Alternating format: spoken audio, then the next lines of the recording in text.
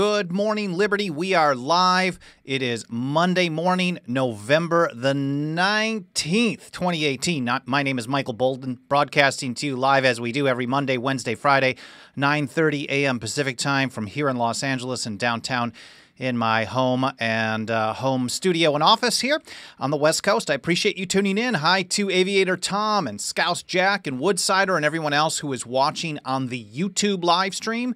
And of course, hello to anyone who is watching us or even listening through our podcast versions in the archives. I really appreciate you being here with me today. I hope you have a nice week planned. I know it's Thanksgiving week. I'm going to take off this Friday. I hope everyone is getting a little time off to be able to relax with family, friends, and loved ones. I'm going to take a little bit of time off, and then starting Saturday is when it gets crazy time for the 10th Amendment Center. But we'll have a lot of interesting reports coming up in the next few weeks. Matthew Butts, Deep Behind Enemy Lines. That's a good one. Awesome. Good to see you here, man. I appreciate you joining in. Now, today I want to talk about, and before I get to that, of course, for those of you who are doing some shopping this week, if you're interested in a shirt like this Declaration of Independence shirt that I'm wearing, or any of the other ones that I put on, like the nullification shirt with Jefferson, our Betsy Ross flag, Join or Die, we've got all kinds of shirts and books and stuff. We're not doing any Black Friday sales, no blow out the door, no clearance stuff, but if you feel like someone could benefit, whether yourself or someone that you know would benefit from a gift themed with the Constitution and liberty, go over to shop.10thamendmentcenter.com. There's all kinds of interesting stuff from books and shirts and mugs and stickers and all kinds of things. So enough for the advertising. Today, I want to talk about confusion about centralization of power, or maybe there is no confusion. There might not be confusion at all. Now, if you look back at a guy like Alexander Hamilton, during the Philadelphia Convention, and it was, of course, secret at the time, everyone had sworn to secrecy, Hamilton actually, in the convention itself, told the other delegates that he basically wanted to destroy the states. At least that's how the word got out later on in the New York ratifying convention, where Governor George Clinton and the so-called anti-federalist majority, and anti-federalist really was a term of art. It was a propaganda term because they were claiming to be the Federalists, and the Federalists were actually the ones who were trying to centralize power. I mean, that's all relative. In comparison to today, what they were proposing for the Constitution, the centralized version, was very decentralized compared to today. But so the antis had the vast majority, like not even close, in the state of New York. And it came out in the debates there. Someone said, hey, you know, I was one of the few here that was there in Philadelphia when Hamilton was actually calling for basically a destruction of the states. Because in one of the Federalist Papers, now the Federalist Papers weren't written really for the whole country. It was written to convince the people of New York to be okay with ratification, or at very least, conditional ratification with the idea that there were going to be amendments. And that's basically how it played out. And so Hamilton had written, I think it was Federalist 39. I'm not sure which one. But the detail is less important than the fact that he was saying states would be a guard against the central power. So in the debates in New York, they were basically saying, look, man, we were there. I know that you really were saying that the states were the problem, the central government was going to be infringed upon by the states, and you needed a much stronger central government to be able to achieve anything.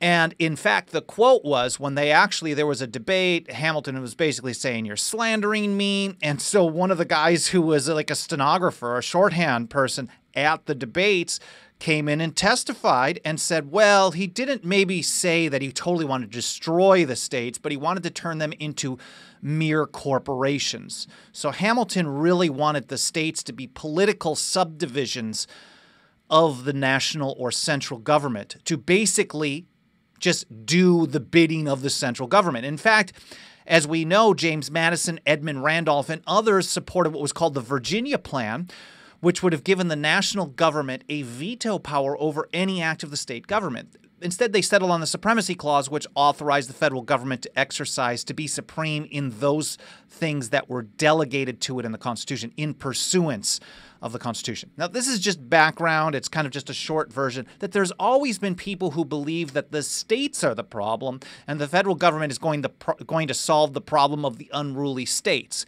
And then there's the other side, which think that the federal government is the problem and that the states are there to help solve the problem of the unruly centralized government. Personally, I think there is truth to, well, I won't say there's much truth about it. I actually think all governments are a problem, personally. And they can't be trusted. Politicians with power cannot be trusted. And when there is power, the people who want to abuse that power, not good people, people who just want to live their lives with their families, earn a living, hang out, have some fun, go to a movie, those aren't the people that are attracted by tons of power, like, oh, look at all the things I can do. No, it's the bad people who want to use power for bad ends that are attracted to it. So no matter where you have political power, awful people are going to go. And so, yeah, Gerard Perry is absolutely correct. Lord Acton had it right, the famous quote of power corrupts, and absolute power corrupts absolutely. So governments at all levels are bad. But it's my view, along with many of the founders, and I'm just kind of repeating what they say, that if you can get the power structures decentralized, then the damage that each power structure can do will be limited in geographic scope. So when the federal government has say over everything, when they do something bad, everyone is screwed. So if the federal government gets to determine what shall not be infringed means, then when they get it wrong, which is all the time, they haven't gotten it right really ever in modern times. Shall not be infringed means, well, except for certain weapons that we call dangerous, and now certain accessories and certain bullets and ammunition. So it keeps going on and on and on. It's the tail of the boiling frog. They keep adding things to it, and then they slightly change the definition of the changed definition. But when the federal government gets it wrong, then everybody is screwed. There's no escape unless you're going to escape to Canada or to Mexico. There's not really a great chance. But when California gets it wrong, then at least Montana has an opportunity to get it right. And sorry to think in a West Coast mentality being here on the West, but let's say maybe New Hampshire can get it right, or Vermont can get it right, and New York can get it wrong. At least you have a chance. And Alan Mendenhall, who is he's a really, really good guy. He writes for the Abbeville Institute, speaks at a lot of their events. I met him for the first time on Saturday a week before this last Saturday, and he basically talked about the lack of political knowledge being a problem. Centralization of power is a problem for learning things.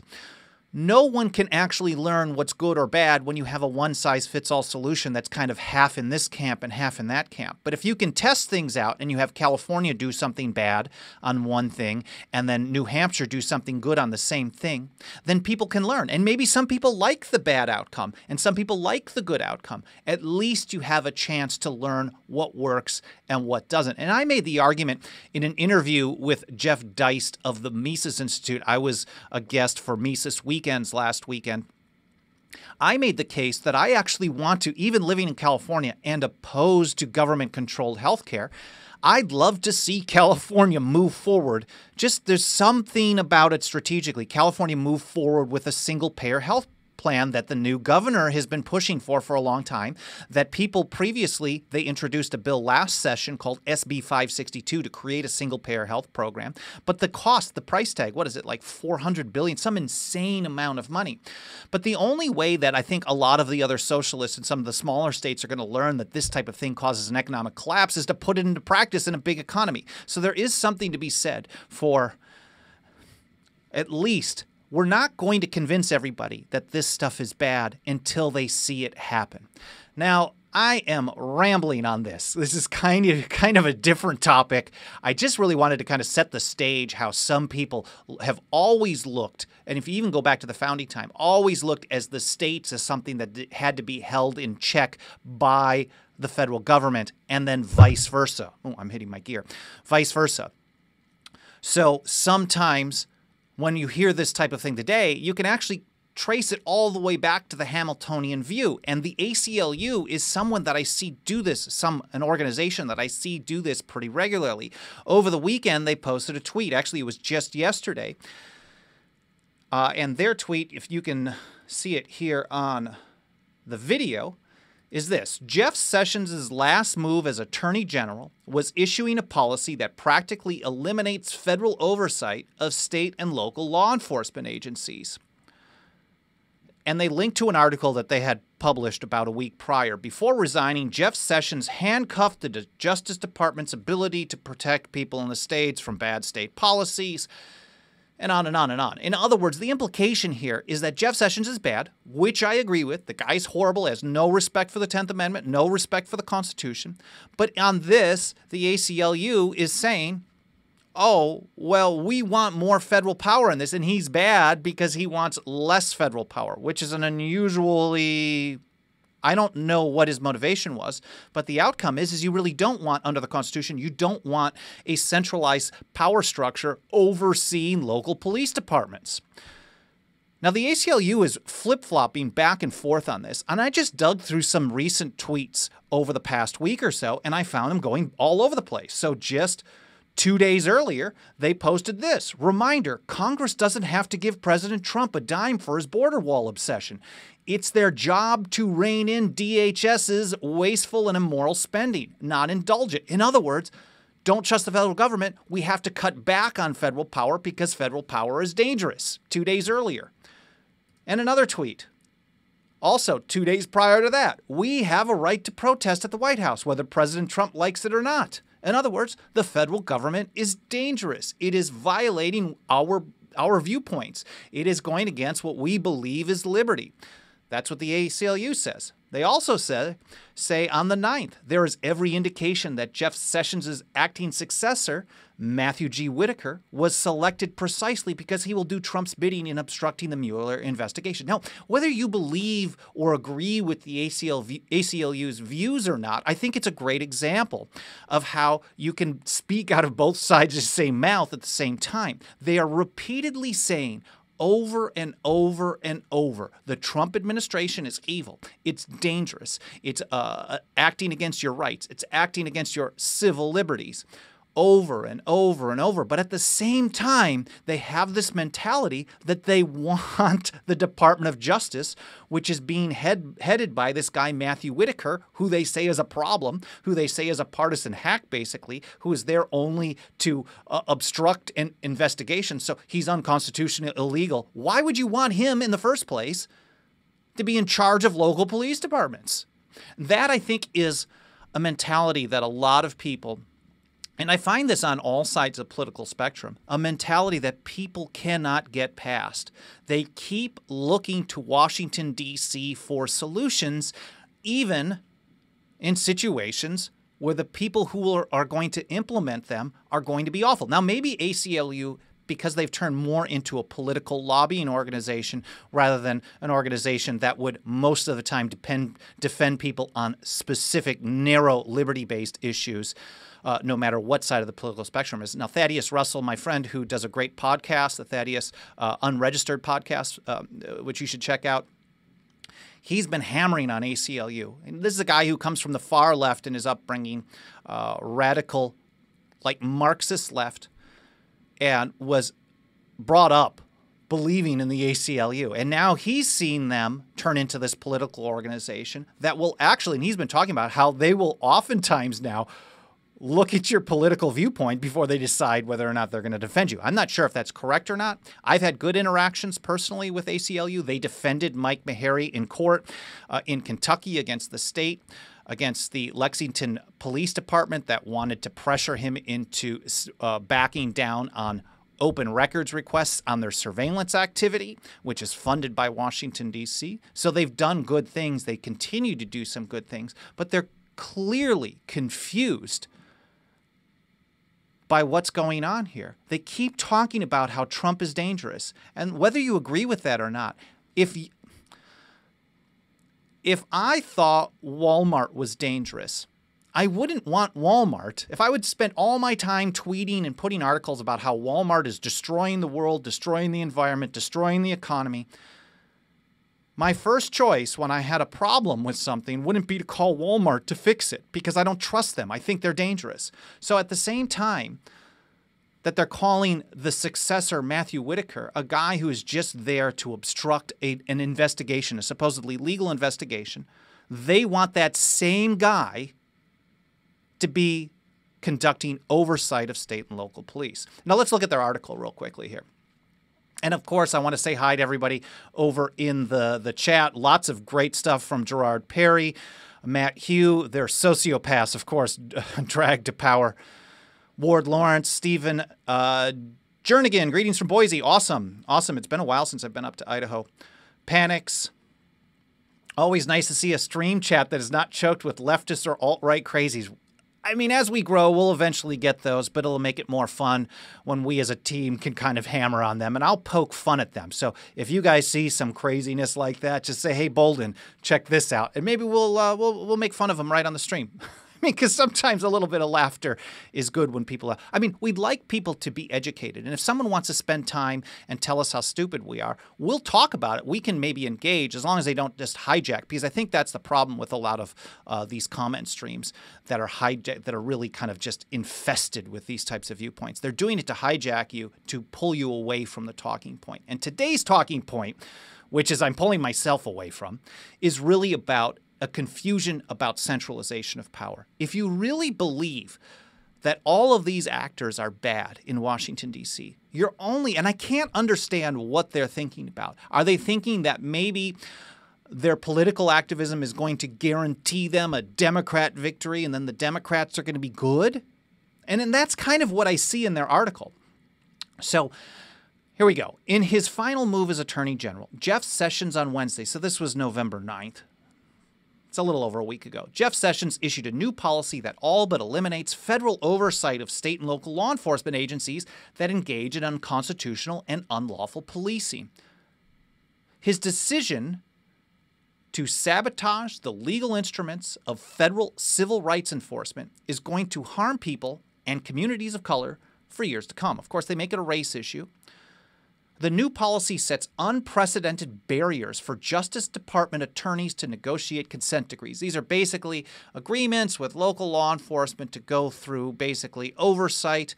This happened here in Los Angeles, where the LAPD is notorious. The Rampart Division, which is very close to where, it's within a couple of miles of where I live, was notorious a couple of decades ago for basically running cocaine, for planting drugs on people, for shootings, all kinds of stuff. Just total, it's a corruption based on having too much power, unaccountable power. Well, today, after decades of LAPD oversight from Washington, D.C., the LAPD is still seen as a terrible, dangerous organization by many people, myself included. There's an organization here in Los Angeles run by a Marxist called Stop LAPD Spying Coalition. They don't really focus on economic talk. They set aside that to focus on surveillance programs run by the LAPD, predictive policing, really, really dangerous stuff. And that hasn't changed. In fact, it may be worse because most of the things that the LAPD does is actually funded by the federal government. So this viewpoint almost assumes that the federal government is this benevolent organization that is just protecting us from the states. Now, either they're totally ignorant or there's something nefarious going on here from Kanya Bennett and Carl Takai. I don't know what their motives are.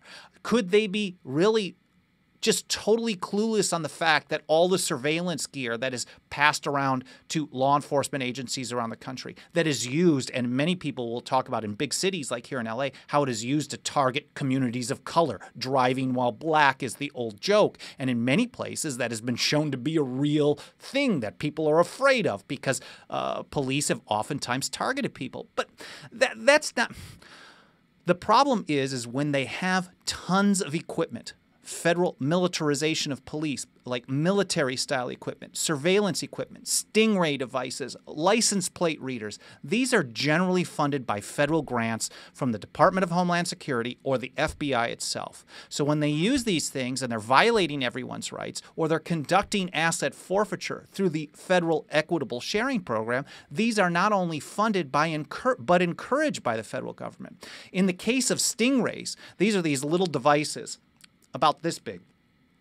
Stingray is actually a brand name. They're actually cell site simulators. What they do is they simulate a cell phone tower, and they trick all the devices within range, 10, 15, 20,000 devices at the same time, into connecting first with the cell site simulator, with the Stingray device. And then it swoops up all the information, all the data on all those phones, all those connection points, all the locations, and it tracks everybody. And then it passes that information along to the cell tower, and then the calls and the texts go through as normal. You don't even know this is happening. Well, these are almost exclusively provided for just by handouts from Washington, D.C., either through grants or handouts of the product itself. And the FBI and the Department of Justice actually require most local law enforcement agencies, when they get these, to sign NDAs. These are non-disclosure agreements. So if some smart defense attorney comes in and figures out that this stuff was collected without a warrant, which is illegal. Last week, Friday's show, we talked about license plate readers, which are provided by the federal government. 2 billion scans of license plates, their location in a 2-year period of only 200 law enforcement agencies around the country. So it's probably much more. So 2 billion. And 99.5% of those were not under suspicion of anything. So 99.5% of the time, at least with license plate readers, no one is being suspected of a crime. They're actually just collecting the information. They're creating profiles on people, and they're tracking everybody. The same thing goes for these Stingray devices. We don't have the numbers on these yet. But if you're sweeping up everybody's information in an area, especially in a large city like I am, where my neighborhood or a collection of neighborhoods in downtown LA could be like 50, 60,000 people, or in a workday, hundreds of thousands of people all getting connected to find one criminal, probably for some federal law or local law that shouldn't exist in the first place. But that's besides the point. But if they're doing this, a vast majority of people are being swept up into these databases, and they're tracking where people are without a warrant. So if someone is smart enough to figure out, hey, we know that you're using this, the non-disclosure agreement tells the local law enforcement to actually give up in court rather than talk about the device, the technology, where they get the funding from, and the like. So the non-disclosure agreement, they always kick it up to the DOJ, and the DOJ is headed by Matthew Whitaker or the next person. Could it be Chris Christie or Rudy Giuliani or someone really, really awful, as bad as Jeff Sessions, if not worse? And why would the ACLU argue to give that person more power? I mean, even if they're thinking in a couple of years, you don't argue to harm people. I guess in a way I did by saying, well, we'd like to see single-payer healthcare in California so it can collapse and people can learn. But I don't think that's the case they're making. They really believe that central power is protecting people from the states, when most of the problems that the states are doing, most of the things that the states are doing and local law enforcement are doing, they're funded by Washington, D.C. in the first place. So my view is that you got to cut off the beast. You have to stop participating with the federal government, back off, get it out of oversight completely, and then you can figure out who the real problem is from there. Over in the chat, interesting stuff going on. Randy Balco explored this in his book, Rise of the Warrior Cops. Hi to EHP Training. I'm late. Good morning. Good to have you here. Greetings from Michigan with Haji, 1954. Thank you for showing the many errors of the ACLU. Lazy Viewer says they are paid by George Soros and the Marxist New World Order, people who want to erase sovereignty. Brad Krause says the ACLU is the judge-appointed oversight for the Illinois foster care system. When does their partisan mission shift jeopardize their standing with the courts as neutral? Yeah, I'm not sure. EHP Training says Alabamans are not happy with Mr. Sessions. No, and Brad Krause is correct. The ACLU is not the ACLU anymore. And this is, I think Thaddeus Russell is really the guy to talk to on that. He really has a lot more insight. So back to the article here. I want to just touch on a little bit more that I think drives them in the wrong direction. Now, whether they're doing this for propaganda or out of ignorance, I don't know. I think a lot of people in the grassroots are ignorant of this. But basically, they're saying, let me scroll down here, they're implying that without strong federal power to oversee state and local law enforcement, we're going to have problems with civil asset forfeiture or federal transfer of military weapons to local police. So this is how they put it. Despite bipartisan congressional efforts to rein in civil asset forfeiture, Jeff Sessions unleashed it, describing a love for it. Sessions cheered on police militarization when Trump eliminated all oversight and regulation of federal transfers of military weapons to law enforcement. So they're saying these are bad programs. I agree. Asset forfeiture is a terrible program. It is government-sanctioned armed robbery, theft. I believe that federal transfer of military hardware, if the federal military wasn't so massive, they wouldn't have all this surplus hardware. So if they were only engaged in constitutional defense of the country, they probably wouldn't have a lot of stuff, and they wouldn't have to have this trickle-down effect where they're handing it off to the local law enforcement, oftentimes used for really bad stuff. Years ago, when I was protesting the Iraq War back in 2003, they basically had a tracked armored vehicle roll up in the middle of Westwood, near UCLA. I mean, it can be pretty intimidating, and I think that's the point. So if you don't like these programs, ACLU says Jeff Sessions is the problem. Obama was good, supposedly, but this is all just bull. It's total garbage, and I can't imagine that they don't know this. So we have articles on this that I should have linked in the show notes on YouTube. If not, I will make sure that these are there later. But I will absolutely make sure that they are linked on the blog post that has both the video and the video from YouTube, plus our alternate links over at keyport.tv, Brighteon, and BitChute, plus our iTunes and Google podcast links. I'll make sure I have links to all of these posted on over at 10thamendmentcenter.com/goodmorningliberty. 10thamendmentcenter.com/goodmorningliberty. That's where you can browse through all of our old shows, and you can find all the source links to everything. So Mike Meharry did a report last year because a lot of people were talking about how Jeff Sessions was going to shut down this restriction on civil asset forfeiture, as if Eric Holder and Barack Obama somehow restricted it. But this is just nonsense. The same thing goes for federal militarization of local police.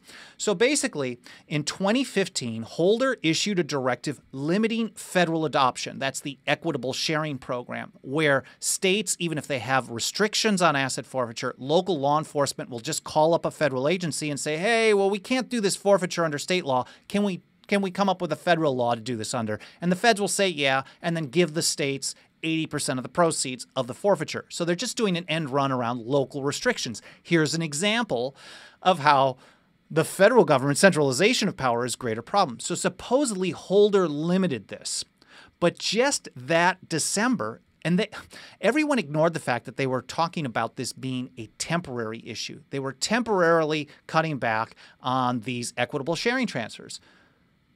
So they stopped them due to budget constraints in December of 2015. But they specifically said it was budget constraints. They just didn't have the cash on hand, which is positive.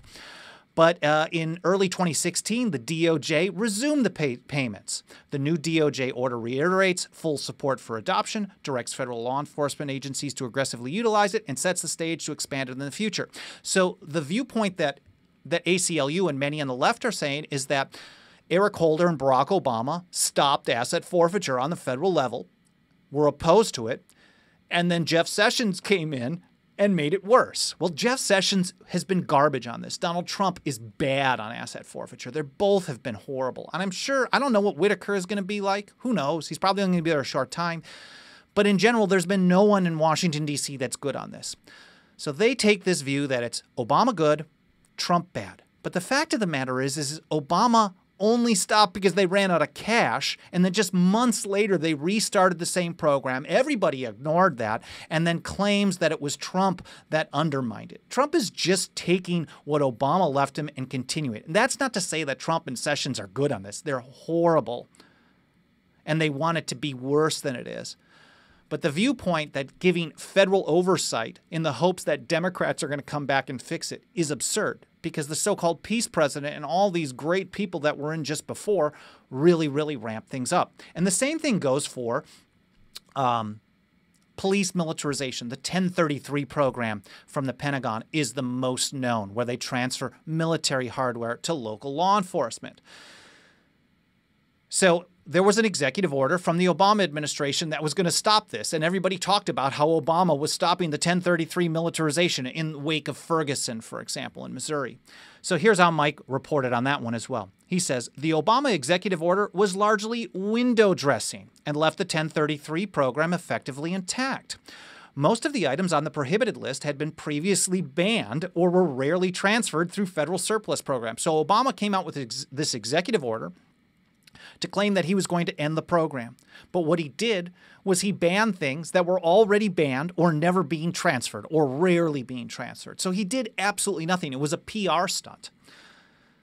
And then Mike goes on. He says, even with the Obama limits, police continued to have access to military surplus equipment, including high-powered assault rifles, and he puts assault in quotes, good, mine-resistant vehicles, MRAPs. I think that was what we saw here in Los Angeles at the protest that I was at, and armored Humvees, aircraft, drones, night vision equipment, battering rams, and other military-grade items. Things that I would think you could say the federal government is turning peace officers into a militarized force.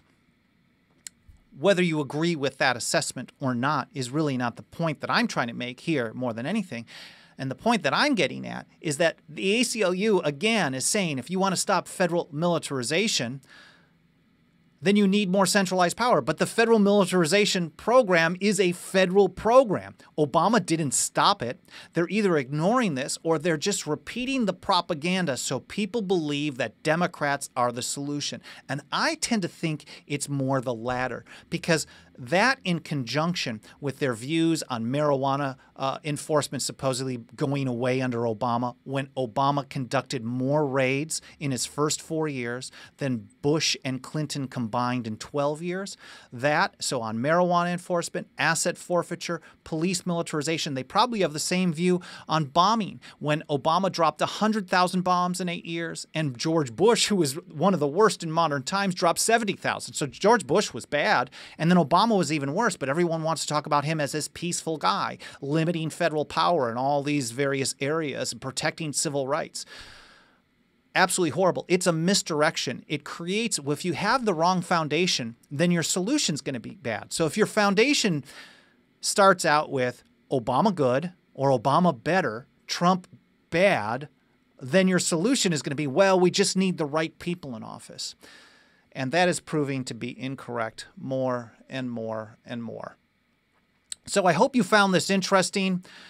I really appreciate everybody in the chat. Some interesting comments from Gerard Perry, Lazy Viewer. Good to see NC Liberty Report out there. Hodge, 1954. Of course, EHP Training, Woodsider, Matt Hugh.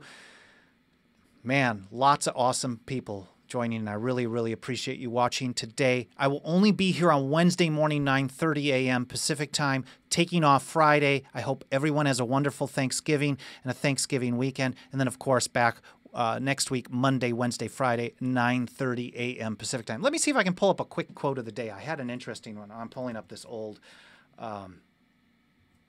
let's go to this one again.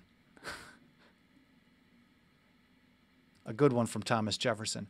One single step beyond the limits of the Constitution is one too many, is our tweet. And he says, to take a single step beyond the boundaries thus specially drawn around the powers of Congress is to take possession of a boundless field of power no longer susceptible of any definition. And I think federal oversight of local police fits that bill personally. I don't think most police, I mean, the way I talk about LAPD should let people know how I think of local police power being way too high. But I think the problem with the power really stems from federal funding of bad programs, federal equitable sharing that encourages bad priorities. And that, to me, is the greatest problem, not having too little federal oversight. That, to me, is going to make things worse. So I hope you find this interesting. I hope you found it educational, maybe a little infuriating for those of you who may have been fans of the ACLU over time. And I will continue to work with them when they do good things on issues like surveillance and asset forfeiture, but not calling for more centralization of power, because that is dangerous. I will continue to work with them. I've met many good people who've worked there over the years, but I think we also need to be aware of the bigger picture. When you're calling for more federal power in a time when you're opposing everybody in Washington, D.C., there's something wrong with the foundation. So again, 10thamendmentcenter.com/goodmorningliberty is where we publish all of our shows, Monday, Wednesday, Friday. Thank you so much for watching. I hope you've enjoyed this. Of course, if you did, make sure to smash that like button. Continue leaving some comments, whether you're watching live or in the archives. And I'll see you Wednesday morning, 9:30 a.m. Pacific time. Thank you and have a great day.